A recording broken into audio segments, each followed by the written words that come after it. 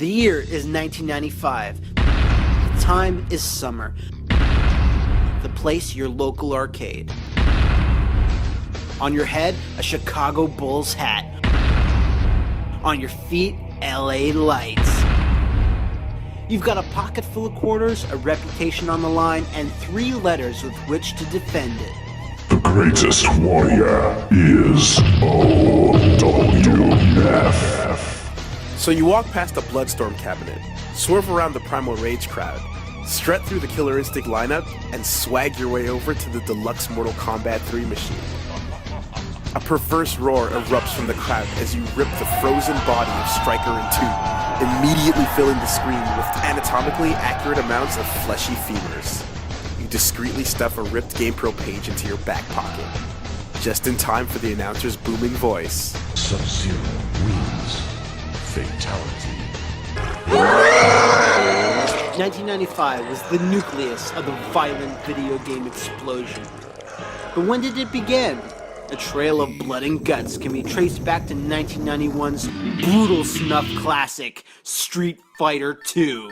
Nah, we're just joshing with you. It all began in 1992, when Shadow Lords Edward Boone and Jonathan Tobias gave birth to the only idea that could have threatened Capcom's coin-op dominion. Good old-fashioned ultra-violence. Bastards! My eye! Cue the parental outrage. Because who's going to protect the children from the tiny pixelated actors spewing digitized blood? Sales immediately increased by 14,000%. Heart removal, head explosions, immolation, spine extraction, decapitation, and cartwheel kicks? Yeah, okay, sure, whatever. These wanton acts of frivolous violence formed a Kama Sutra of killing that ushered in a new era of children going batshit. On the winds, a cackle of an arcade operator is heard over the roar of 1,000,000 quarters hitting the bottom of the cabinet cash box. Test your might. But how were these lavishing finales performed? I don't know. No one did. No one but that one pimply-faced sophomore in the leather vest. He knew everything. He was the key to the newest form of video game marketing. It was an important part of the legacy of fighters in the video game industry. Viral finishing move. The next summer, Mortal Kombat 2 arrived. Hot on the heels of its own success, it was walking with a strut and it was smelling its fingers. Fully embracing gore as its focal point, MK2's system changes were overshadowed by the prospect of new fatalities. Some were good, some were just... yeah. Midway also took the time to poke fun at the Kaiser wave of parental censorship by stink-facing them with the introduction of babalities and friendship. Friendship? Even the world itself wanted a piece of the action. With the now established fan base hitting a fever pitch, the well of fatality ideas was parched, lips cracking in the August heat, nary a drop of moisture to be had. In 1995, Johnny Tubbs and Ed Beasy dropped their latest album. MK3 arrived with a couple of cool fatalities.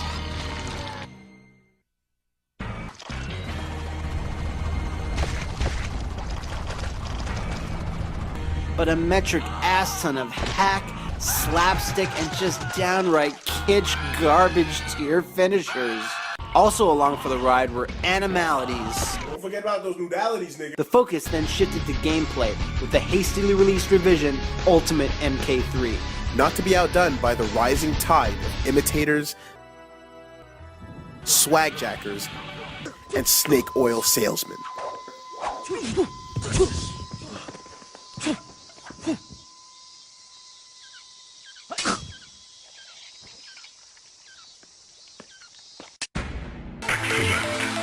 Test your might. Fight. Notable hyper-violent mountebanks include Way of the Warrior, makers of the critically acclaimed games Uncharted 1, 2, and 3, Drake's Deception Among Thieves, Sumi Ninja, Bloodstorm, brought to you by the screenwriter of Back to the Future, Primal Rage, Battle Monsters, Weapon Lord,